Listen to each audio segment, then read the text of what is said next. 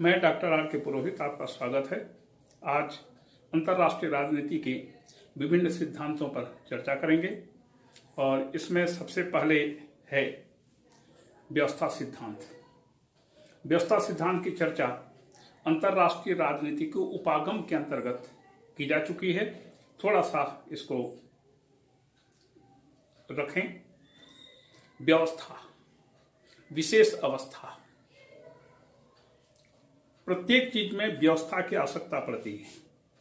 कोई भी काम, आप किसी भी कार्यक्रम में जाइए, वहां पर आप कहते हैं व्यवस्था बहुत अच्छी है या कहते हैं व्यवस्था अच्छी नहीं है।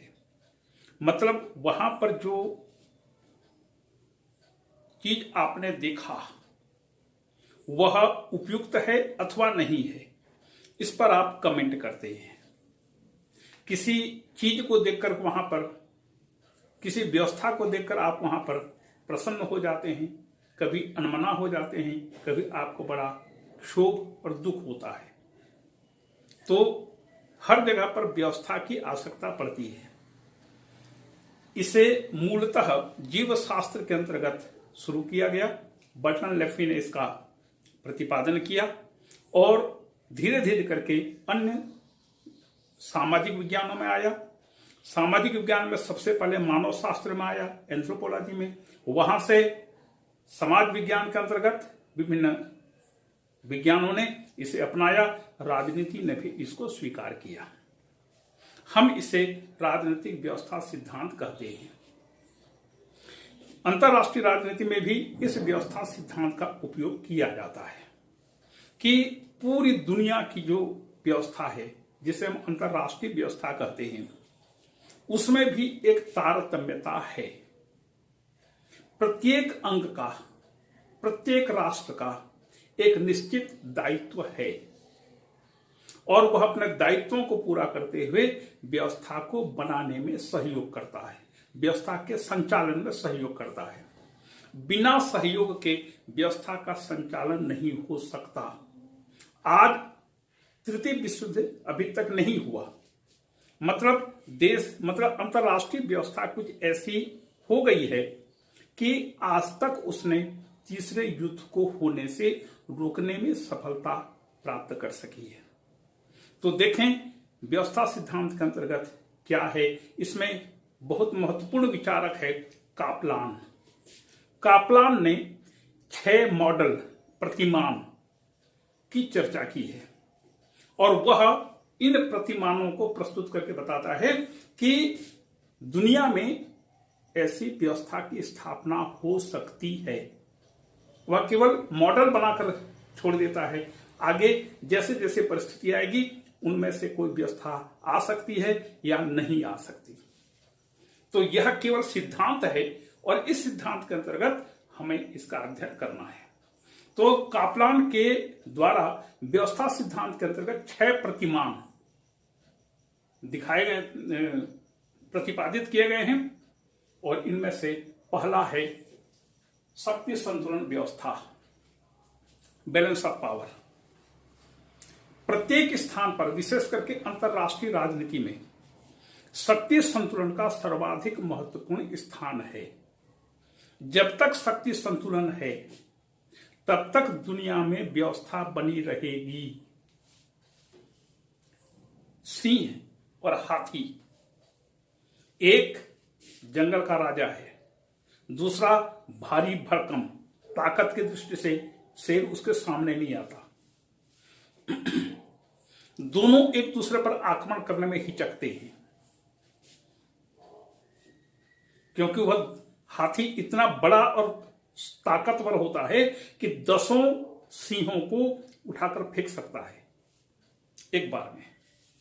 और सिंह भी कम नहीं है, वह इतना खूंखार है कि वह हाथी को भी गिरा सकता है। दोनों एक दूसरे से कम नहीं है, दोनों 19-20 हैं, लेकिन दोनों, और इसीलिए दोनों एक दूसरे पर आक्रमण करने में हिचकते हैं। शक्ति संतुलन, यह शक्ति संतुलन व्यवस्था 18वीं 19वीं शताब्दी में यूरोप में प्रचलित थी। यूरोप में, क्योंकि उस समय यूरोप की राजनीति ही अंतरराष्ट्रीय राजनीति या विश्व राजनीति मानी जाती थी, क्योंकि अमेरिका पृथकतावादी नीति का पालन कर रहा था। उसको दुनियादारी से कोई मतलब नहीं था, क्योंकि अमेरिकियों की मानसिकता थी हम यूरोप के झगड़ों में क्यों पड़े। अमेरिका अलग हो गया। एशिया के अनेक राष्ट्र, अफ्रीका के प्राय सभी राष्ट्र पराधीन थे, उपनिवेश थे। रूस यद्यपि बहुत बड़ा था उस जमाने में भी क्षेत्रफल की दृष्टि से, लेकिन वह दुनिया का सबसे पिछड़ा राष्ट्र माना जाता था। कौन बचा? यूरोप के राष्ट्र बचे। तो 18वीं और 19वीं शताब्दी में शक्ति संतुलन बना रहा, और इसी शक्ति संतुलन के कारण बहुत बड़ा युद्ध नहीं हो सका। छिटपुट युद्ध होते रहे विभिन्न राष्ट्रों के बीच, लेकिन युद्ध व्यापक रूप ग्रहण नहीं कर पाया। ये शक्ति संतुलन की स्थिति है। तो उस जमाने में जो प्रमुख राष्ट्र हुआ करते थे यूरोप के, England, France, Germany, Italy, Austria, Hungary, ये सब राष्ट्र विभिन्न विषयों पर निर्णय लिया करते थे। और बाकी जितने छोटे छोटे राज्य थे, रोमानिया, बल्गारिया, यूनान, बेल्जियम, ये छोटे छोटे सब राष्ट्र इनका समर्थन किया करते थे। हर प्रत्येक राष्ट्र सब अन्य राष्ट्रों के साथ मिल करके संतुलन की स्थापना करने का काम करते थे। यद्यपि इनके बीच तू-तू-मैं में हुआ करती थी, बड़े राष्ट्रों के बीच भी कभी कभी बड़े राष्ट्रों के बीच युद्ध भी होते थे, लेकिन फिर भी शक्ति संतुलन बना रहा और बहुत बड़ा व्यापक रूप में युद्ध नहीं हो पाया। हर राष्ट्र अपनी क्षमता वृद्धि में लगा था, अपनी क्षमता में वृद्धि करना चाहता था, लेकिन क्षमता वृद्धि किस प्रकार से करता था? समझौते से करता था, युद्ध से नहीं। कैसे? समझौते से कैसे करता? मान लीजिए कोई राष्ट्र शक्तिशाली हो गया किसी भी एक दृष्टि से, तो संतुलन का पलड़ा उसके पक्ष में झुक जाता था। परिणाम स्वरूप दूसरा राष्ट्र अन्य राष्ट्र के साथ समझौता करके अपनी शक्ति को बढ़ा देता था, क्योंकि दो राष्ट्र एक हो जाते तो वो अकेला है। तो इससे शक्ति संतुलन की स्थिति बनी रहती थी। हर राष्ट्र अपने राष्ट्र हित के लिए काम करता था और अपनी क्षमता में वृद्धि का प्रयास करता रहता था, और किसी एक की शक्ति बढ़ने पर संतुलन की स्थापना के लिए हर राष्ट्र लालायित होता था। मान लीजिए दो राष्ट्रों ने मिलकर के समझौता बना लिया, एक समझौता कर लिया, तो अन्य राष्ट्र भी अन्य राष्ट्रों के साथ मिलकर के समझौता करके एक संतुलन बनाए रखने का प्रयास करता था, ताकि कोई भी एक पक्ष ज्यादा शक्तिशाली न होने पाए। ये शक्ति संतुलन की स्थिति रही, और इनमें से प्रत्येक राष्ट्र इस बात के लिए प्रयासरत रहता था कि कोई एक राष्ट्र किसी छोटे राष्ट्र के ऊपर आधिपत्य स्थापित करने का प्रयास न करे। यह है शक्ति संतुलन का प्रतिमान, शक्ति संतुलन मॉडल। लेकिन आगे चल करके जब यह शक्ति संतुलन की व्यवस्था समाप्त हो गई, क्योंकि राष्ट्र अब एक दूसरे से ज्यादा लड़ने झगड़ने लगे, तो कापलान कहता है इस शक्ति संतुलन व्यवस्था का रूपांतरण शिथिल द्विध्रुवीय व्यवस्था के रूप में सामने आया। तो उसका दूसरा मॉडल है शिथिल द्विध्रुवीय व्यवस्था। द्विध्रुवीय, दुनिया दो भागों में बंट गई, एक पूंजीवादी गुट, दूसरा साम्यवादी गुट। एक का नेता संयुक्त राज्य अमेरिका, दूसरा का नेता सोवियत संघ। दुनिया दो भागों में बंट गई, दोनों के बीच तू-तू-मैं में होने लगा। यह दोनों के बीच तू-तू-मैं में होता है।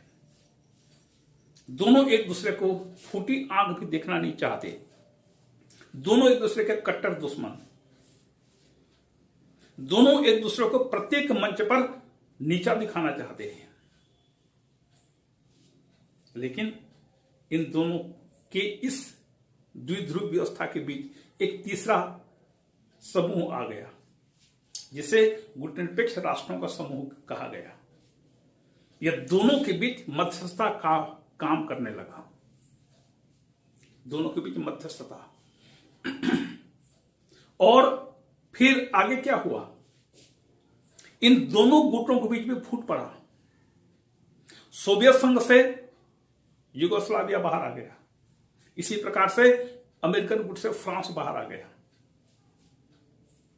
फ्रांस के बाहर आने का कारण क्या था? क्योंकि फ्रांस ये समझ गया कि जब तक वह अमेरिकन गुट में बना रहेगा तब तक वह अपना विकास नहीं कर सकता। किसी का पिछलग्गू बन करके आप अपना विकास नहीं कर सकते। पाकिस्तान को देख लीजिए। आपको एक बड़ी मजे की बात बताऊं, श्रीमती गांधी जब थी प्रधानमंत्री तो वो एम्बेसडर में सवारी करती थी, एम्बेसडर में आना जाना करती थी। तो पाकिस्तान का एक पत्रकार बोलता है, अच्छा इतने बड़े देश की प्रधानमंत्री डब्बे में जा रही है, डब्बे में जा रही है। भारतीय पत्रकार ने जवाब दिया, पाकिस्तानी पत्रकार का कहना था कि इतने बड़े देश की प्रधानमंत्री ये डब्बे में कैसे जा रही है, विदेशी कार में क्यों नहीं जा रही है? क्योंकि पाकिस्तान में पिन से लेकर प्लेन तक इंपोर्टेड होता था, अब भी वही स्थिति है। क्योंकि पाकिस्तान अमेरिका से अच्छे मॉडल की गाड़ियां मंगाता था और पाकिस्तान के राष्ट्रपति प्रधानमंत्री विदेशी कारों में घुमा करते थे। तो उसी को लक्ष्य करते हुए पाकिस्तानी पत्रकार ने कहा कि ये अच्छा भारत की प्रधानमंत्री इस डब्बे में घूमती है। भारतीय पत्रकार ने जवाब दिया, डिब्बा है तो क्या हुआ, हमने इसे खुद बनाया है, इससे बढ़कर बात क्या होगी। तो जहां एक राष्ट्र किसी राष्ट्र का पिछलग्गू बन जाता है, अनुयायी बन जाता है, वह अपना स्वतंत्र विकास नहीं कर सकता, वह हमेशा अपने आका के सामने हाथ जोड़कर खड़ा रहता है। तो शिथिल द्विध्रुवीय व्यवस्था हुई है। लेकिन आगे चलकर यह व्यवस्था भी खत्म हो जाती है। कापलान का तीसरा मॉडल वह है कठोर द्विध्रुवीय व्यवस्था। गुटनिरपेक्ष ये जो तीसरा ग्रुप है, तीसरा समूह है, वह अपने मध्यस्थता के प्रभाव के प्रयासों को छोड़ देता है और जो राष्ट्र उससे उन गुटों से बाहर निकलते हैं वो भी ज्यादा कुछ प्रभाव नहीं डाल पाते। परिणाम स्वरूप द्विध्रुवीय व्यवस्था तो बनी रहती है लेकिन वह कठोर हो जाती है। यह केवल सिद्धांत है, मॉडल है कि ऐसा हो सकता है, ऐसा होने की संभावना है। लेकिन हुआ क्या, गुटनिरपेक्ष आंदोलन धीरे धीरे कमजोर पड़ने लगा है। पहले हर 3 साल में गुटनिरपेक्ष देशों का शिखर सम्मेलन हुआ करता था, आजकल नहीं हो रहा है। तो इससे यह बात साबित होती है कि गुटनिरपेक्ष आंदोलन अब अप्रासंगिक हो चुका है। तो गुटनिरपेक्ष आंदोलन की महत्ता तब तक थी जब तक दुनिया में 2 गुटों का प्रभाव था। एक गुट खत्म हो गया, सोवियत संघ का विघटन हो गया, सोवियत गुट खत्म, साम्यवादी गुट खत्म हो गया। एक गुट बचा, सोवियत संघ, अमेरिका। परिणाम एक ध्रुवीय व्यवस्था हो गई। जब एक ध्रुवीय व्यवस्था है तो वहां पर गुट निरपेक्षता का महत्व क्या है? लेकिन गुट निरपेक्षता का महत्व इस माने में है कि इस आंदोलन के जितने भी सदस्य राष्ट्र हैं ये युद्धों का विरोध करते हैं, साम्राज्यवादी उपनिवेशवादी नीतियों का विरोध करते हैं, विश्व शांति का समर्थन करते हैं। यही तो गुट निरपेक्षता है। गुट निरपेक्षता तो नाम है कि हमें गुटबाजी से कोई मतलब नहीं है, लेकिन वास्तविकता यह है कि ये युद्धों का विरोध, शांति का समर्थन करते हैं। अपना विकास चाहते हैं। जिन राष्ट्रों ने सदियों तक इन राष्ट्रों का शोषण किया, उन राष्ट्रों का दायित्व तो बनता है कि ऐसे देशों को वो सभी प्रकार की सहायता प्रदान करें। तो जब गुटनिरपेक्ष आंदोलन कमजोर पड़ा, मध्यस्थता के प्रभाव के प्रयास खत्म हो गए, कठोर द्विध्रुवीय व्यवस्था की स्थापना होती है। तो अब रूस हो गया, रूस का प्रभाव अंतर्राष्ट्रीय राजनीति में उतना ज्यादा नहीं पड़ता, वो युद्ध के कारण भले प्रभाव पड़ता हो, ठीक है, महाशक्ति है, उसको वीटो पावर भी मिला हुआ है, लेकिन अब वह अमेरिका के सामने खड़ी होने की स्थिति में नहीं है। तो चीन ने रूस को रिप्लेस करके उसके स्थान को ग्रहण कर लिया है। आज चीन और अमेरिका के बीच तनातनी है, टसल है। लेकिन चीन को एक विश्वसनीय राष्ट्र नहीं माना जाता। अंतर्राष्ट्रीय राजनीति में चीन को एक विश्वसनीय राष्ट्र नहीं माना जाता। क्यों? क्योंकि दुनिया में चीन एकमात्र राष्ट्र है जिसका अपने हर पड़ोसी से सीमा विवाद है। हर पड़ोसी, एक को छोड़ करके। कौन सा? पाकिस्तान। थोड़े समय तक तो दुनिया ने सोचा कि हां चीन सही, लेकिन धीरे धीरे करके दुनिया वालों को यह बात समझ में आ गई। विश्व जनमत ने यह समझ लिया ये चीन की विस्तारवादी नीति का परिचायक है। क्योंकि एक परिवार बढ़िया और उसका सब पड़ोसी बदमाश हो गए, यह ऐसा नहीं हो सकता। मतलब चीन का कहना था कि हम ही एक अच्छे हैं, नेक दिल हैं, बहुत ईमानदार हैं, बाकी मेरे सब पड़ोसी बदमाश हैं, मेरे पड़ोसियों ने पूरे मेरी जमीन को कैप्चर कर लिया है। ये कोई मानेगा? नहीं मानेगा। तो कठोर द्विध्रुवीय व्यवस्था है, एक तरफ अमेरिका है, दूसरी तरफ चीन है। अब दोनों के बीच तनातनी की स्थिति है।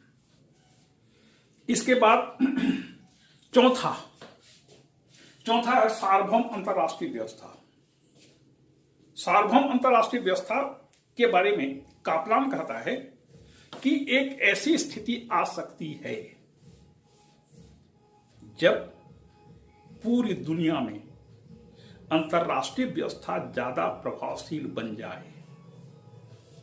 अंतर्राष्ट्रीय व्यवस्था मतलब तब अंतर्राष्ट्रीय संगठन जो भी होगा, यूनाइटेड नेशंस हो सकता है, वह इतनी शक्तिशाली हो जाएगी कि वह विधायी, प्रशासनिक और न्यायिक कार्यों का भी संपादन करेगी।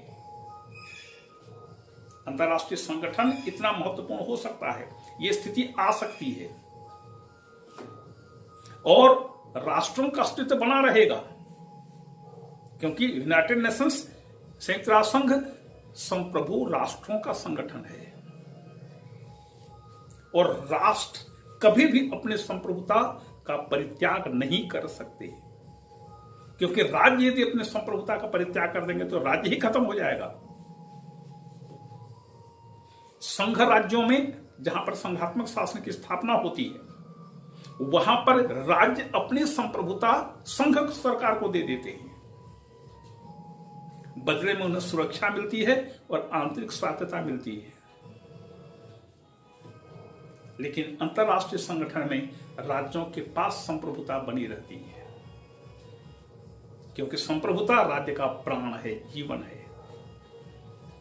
लेकिन अंतर्राष्ट्रीय व्यवस्था जब ज्यादा प्रभावशाली हो जाएगी, तब राज्य उसके अधीन रहकर काम करेंगे, अपने राष्ट्रहित को पूरा करने का प्रयास करेंगे। राष्ट्रों के भी टसल्स भी होंगे, तनाव भी होंगे, लेकिन फिर भी वे अंतर्राष्ट्रीय संगठन के अधीन रहेंगे। उसे बाहर जाने का कोई दुस्साहस नहीं करेगा, क्योंकि आखिर वह अंतर्राष्ट्रीय बिरादरी का ही एक अंग है।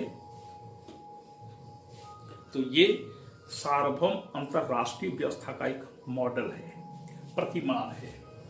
तो राष्ट्रों का अस्तित्व बना रहेगा, हित पूर्ति का प्रयास और शांतिपूर्ण साधनों का प्रयोग करते हुए एक राष्ट्र अपने राष्ट्रीय हितों को पूरा करने का प्रयास करेगा। शांतिपूर्ण साधन, मतलब दूसरे देशों के साथ संधि समझौते करेगा, उनके बीच मधुर और अच्छा संबंध बनेगा, ताकि एक राष्ट्र अपने हितों की पूर्ति अच्छी तरह से कर सके। यह है सार्वभौम अंतरराष्ट्रीय व्यवस्था। पांचवा मॉडल है श्रेणीबद्ध अंतरराष्ट्रीय व्यवस्था। श्रेणीबद्ध, अलग अलग श्रेणियों में पूरी दुनिया के सब राष्ट्र बंट सकते हैं, अलग अलग श्रेणियों में। एक सबसे ज्यादा शक्तिशाली, दूसरे मध्यम शक्ति से संपन्न, तीसरे कम शक्ति से संपन्न, चौथे सबसे कम शक्तियों से संपन्न। ऐसी स्थिति आ सकती है और उस व्यवस्था को कापलन कहता है श्रेणीबद्ध अंतरराष्ट्रीय व्यवस्था। उनमें से यह संभव है कि कोई राष्ट्र आक्रामक अथवा विस्तारवादी नीति का पालन करे। संभव है। चीन को देख लीजिएगा, ताइवान को कैसे धमका रहा है, भारत के क्षेत्रों का अतिक्रमण किस प्रकार से कर रहा है। विस्तारवादी और आक्रामक नीति। अफ्रीका के विभिन्न राष्ट्रों को, अपने भारत के पड़ोसी राष्ट्रों को चीन किस प्रकार से धमका रहा है। तो श्रेणीबद्ध अंतरराष्ट्रीय व्यवस्था, यह संभव है कि कोई राष्ट्र दूसरे राष्ट्रों को धमकाना शुरू कर दे, धमकाए। लेकिन एक तरफ आक्रामक और विस्तारवादी नीति वाले राष्ट्र रहेंगे, दूसरी तरफ धर्मनिरपेक्ष और लोकतांत्रिक राष्ट्र रहेंगे। शक्ति चंचल होती है। शक्ति किसी एक राष्ट्र के पास हमेशा बनी नहीं रह सकती है। जो आज शक्तिशाली है कल शक्तिहीन भी हो सकता है। इंग्लैंड को देख लीजिए, आज वो हैंड टू माउथ हो गया है और इस चीज को हैंडल नहीं करने के कारण वहां के एक प्रधानमंत्री को जाना पड़ा है। तो जो राष्ट्र शांतिपूर्ण मार्ग का अवलंबन करते हैं, जो लोकतांत्रिक व्यवस्था पर विश्वास करते हैं, ऐसे राष्ट्र हमेशा बने रहेंगे। जैसे भारत है, भारत ने आज तक किसी देश पर आक्रमण नहीं किया। ये पूरे भारत का इतिहास बताता है। भारत ने हमेशा आक्रमण झेले हैं, आक्रमण नहीं किया। अपनी संस्कृति का प्रचार प्रसार किया। तो ऐसे राष्ट्र स्थायी बने रहते हैं। इसीलिए कहता है, इसीलिए इकबाल कहते हैं, यूना रोमा सब मिट गए जहां से, लेकिन बाकी रहा नामो निशान हमारा। यूना रोमा सब मिट गए जहां से, लेकिन बाकी रहा नामो निशान हमारा। कुछ बात है कि हस्ती मिटती नहीं हमारी, सदियों रहा दुश्मन दौरे जमा हमारा। यूनान मिट गया, रोमन साम्राज्य खत्म हो गया, ब्रिटिश साम्राज्य खत्म हो गया, फ्रेंच साम्राज्य खत्म हो गया। ये पहले जैसे थे अभी भी वैसे ही हैं। भारत पर 50वां आक्रमण हुए, विदेशी आक्रमण, लेकिन भारत की संस्कृति अभी भी है। ये बात और है कि हमको इस प्रकार से सिखा पढ़ा दिया गया है कि हम अपने संस्कृति पर गर्व नहीं करते। ये हमारी बदकिस्मती है। तो ये श्रेणीबद्ध अंतरराष्ट्रीय व्यवस्था हुई। और उसका छठवां मॉडल है इकाई निषेधाधिकार व्यवस्था। इकाई निषेधाधिकार, इकाई निषेधाधिकार व्यवस्था के अंतर्गत राष्ट्र इतने ज्यादा सक्षम हो जाते हैं, इतनी अधिक प्रगति कर लेते हैं कि वे किसी के सामने झुकने के लिए तैयार नहीं होते। हम शक्ति संपन्न हैं, हम क्यों झुकें। परिणाम यह होता है कि हर राष्ट्र की जब तक सहमति नहीं मिलती तब तक अंतरराष्ट्रीय स्तर पर कोई निर्णय नहीं हो सकता। जैसे सुरक्षा प्रश्न में बिग 5 को वीटो का अधिकार, यहां पर तो वहां पर तो केवल 5 राष्ट्रों को ही मिला है। का प्लान अपने 6वें मॉडल में कहता है कि ऐसी स्थिति आ सकती है कि राष्ट्रों के पास इतना ज्यादा अस्त्र शस्त्र हो जाएं कि वे प्रत्येक निर्णय को रोक सके, प्रत्येक निर्णय को प्रभावित कर सके। ये स्थिति आ सकती है। किसी जमाने में अकेले अमेरिका के पास परमाणु बम था 1949 तक। उसने 1945 में प्रयोग करके भी दिखा दिया। इसके बाद परमाणु टेक्नोलॉजी बहुत गोपनीय होती है, इसको बताया नहीं जाता। उसके बाद 1949 में सोवियत संघ ने परमाणु बम का आविष्कार कर लिया 1949 में। 1954-55 पहुंचते पहुंचते इंग्लैंड और फ्रांस के पास भी परमाणु बम हो गया। देखिए, पहले परमाणु बम एक राष्ट्र के पास था, फिर 2 के पास हुआ, फिर 4 के पास हुआ, फिर चीन ने भी परमाणु बम बना लिया। उसके बाद 6वें नंबर पर भारत का नंबर आया, 6वें स्थान पर। 1974 में भारत ने परमाणु बम बनाने की शक्ति अर्जित कर ली है। भारत की देखा देखी पाकिस्तान ने भी बना लिया परमाणु बम, क्योंकि भुट्टो का कहना था, जुल्फिकार अली भुट्टो का कहना था, हम घास भले ही खाएं लेकिन हम परमाणु बम बनाएंगे। बना लिया। 1998-2000 के बीच में भारत ने परमाणु बम भी बना लिया। इसके बाद कहा जाता है कि ईरान भी परमाणु बम बना चुका है या उसके करीब है। इजराइल भी इसके करीब है। अभी तो उत्तर कोरिया भी इसको प्राप्त कर चुका है। तो ऐसी स्थिति में जब राष्ट्र अस्त्र शस्त्र की दृष्टि से इतने युक्त हो जाए, इतने संपन्न हो जाए, तो वे जनसंख्या या मत के आधार पर बहुमत के सामने अपने को झुकने नहीं देंगे। हर निर्णय को प्रभावित करने का प्रयास करेंगे। ये कापलान का 6 प्रतिमान है, 6 मॉडल है। और इन 6 मॉडल को प्रतिपादित करके कापलान अंतरराष्ट्रीय राजनीति की विवेचना करता है। थोड़ी सी आलोचना देख लें। सबसे पहले आलोचक कहते हैं कि 6 प्रतिमानों में विभाजन मनमानी है। 6 प्रतिमान क्यों हुए? 4 क्यों नहीं हुआ? 10 क्यों नहीं हुआ? 5 क्यों नहीं हुआ? तो ये आलोचकों का रोंगटाई काम है। भाई 6 उसने विचार करके 6 मॉडल आपके सामने पेश किए। आपको पसंद है ठीक, पसंद न हो तो ठीक। लेकिन आलोचक कहते हैं कि 6 प्रतिमान से भी ज्यादा हो सकते हैं या कम हो सकते हैं, लेकिन 6 होना आवश्यक नहीं है। दूसरा है, यह विभाजन त्रुटिपूर्ण है, यह मॉडल त्रुटिपूर्ण है, क्योंकि राष्ट्र अनेक प्रकार से अनेक स्तर के हो रहे हैं। अभी दुनिया में हम 3 रूपों में देखते हैं राष्ट्रों को: विकासशील राष्ट्र, विकसित राष्ट्र, विकासशील राष्ट्र, अविकसित राष्ट्र और सर्वाधिक पिछड़े हुए राष्ट्र। इन 4 प्रकार से। और साम्यवादी राष्ट्र, पूंजीवादी राष्ट्र, ये हो गया। धार्मिक राष्ट्र, धर्मनिरपेक्ष राष्ट्र, अधार्मिक राष्ट्र।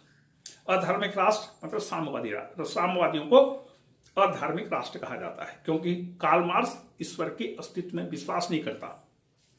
तो जितने भी साम्यवादी राष्ट्र हैं वो ईश्वर पर विश्वास नहीं करते, उनको अधार्मिक राज्य कहा जाता है। तो धर्म की दृष्टि से धार्मिक राज्य, धर्मनिरपेक्ष राष्ट्र, अधार्मिक राज्य। इसके अलावा प्रथम विश्व, द्वितीय विश्व, तृतीय विश्व। प्रथम विश्व में अमेरिका आदि पूंजीवादी देश आते हैं, दूसरे विश्व में ये साम्यवादी राष्ट्र आते हैं, और तीसरे विश्व में विकासशील राष्ट्रों की गणना होती है। इसके अलावा आजकल एक और नया पैटर्न शुरू हो गया है, उत्तर दक्षिण संवाद। उत्तर दक्षिण ग्लोब देखिए, ग्लोब के उत्तरी भाग में भूमध्य रेखा ठीक मध्य में है।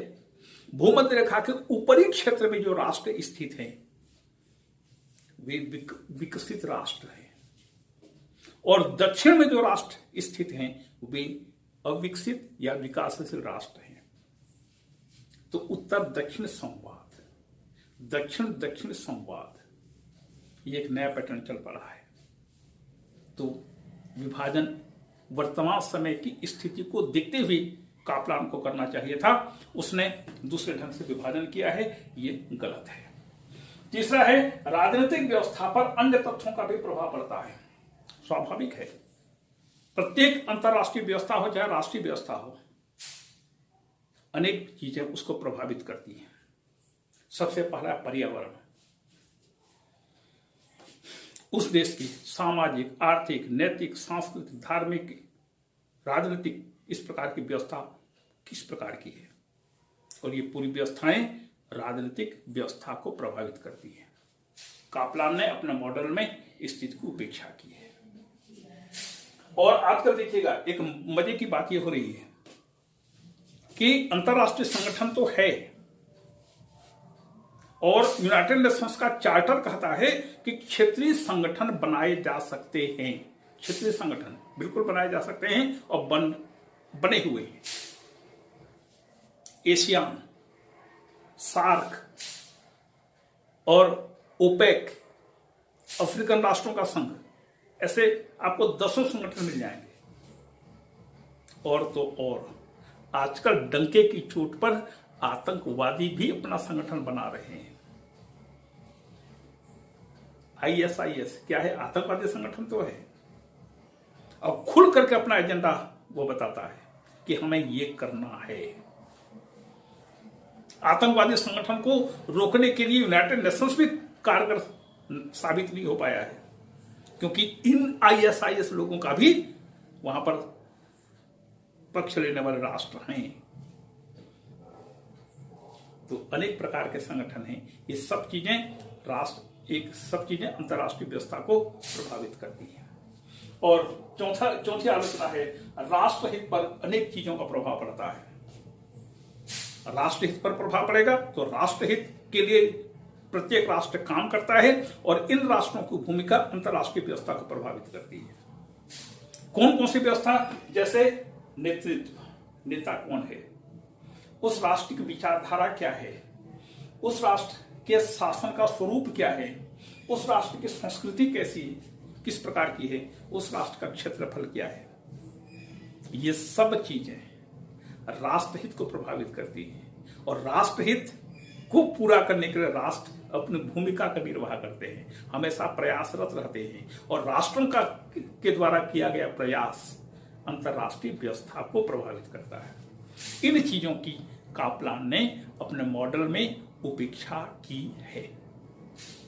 यह है कापलान का व्यवस्था सिद्धांत। आपको धन्यवाद।